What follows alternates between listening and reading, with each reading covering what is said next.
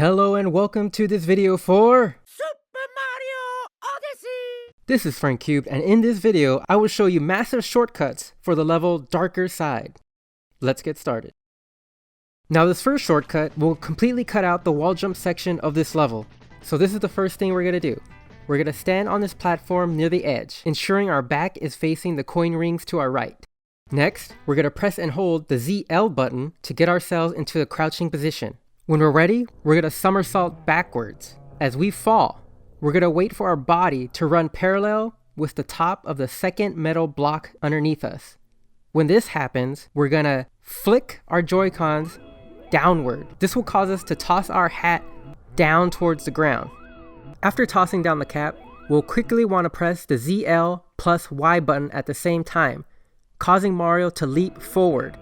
If done properly, you'll land on the middle of the platform, and the cap's homing ability will lodge itself on the scarecrow. And now we'll move on to our second big shortcut for this video.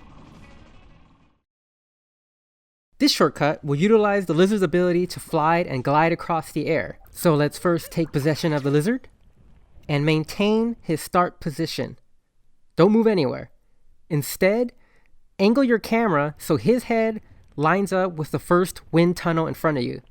Now we'll want to press B to jump up in the air, and then hold down B to enter a glide. Now it's at this point we don't want to veer left or right, because to get maximum height, we need to enter these wind tunnels at a complete level position. Now as you get closer to the wind, I now want you to close your eyes and use the force. That's right, you heard correctly. The force. The force of the Joy-Con controllers. Because the Joy-Con controllers are going to tell you when it's the optimal time to start shaking them to get maximum height.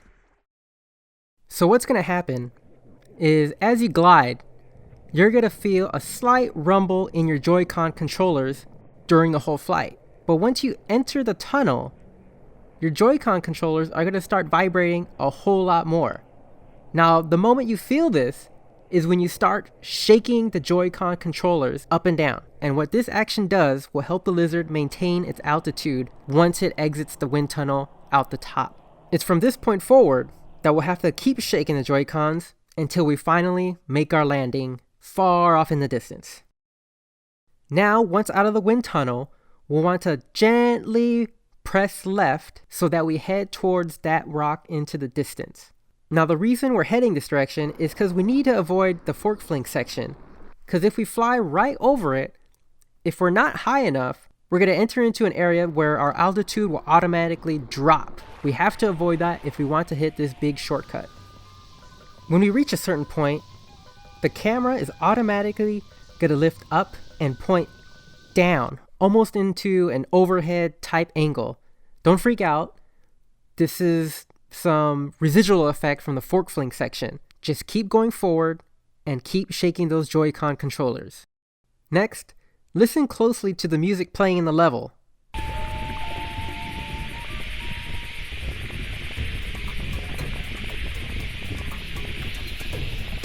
Once it changes over to a new theme, we're going to slowly start angling ourselves towards the right. And now we'll see another floating landmass. It's at this point where we're going to align the right side of our head and our right shoulder to this block in the distance. Doing so will ensure that we'll maintain the right angle to land on our final platform.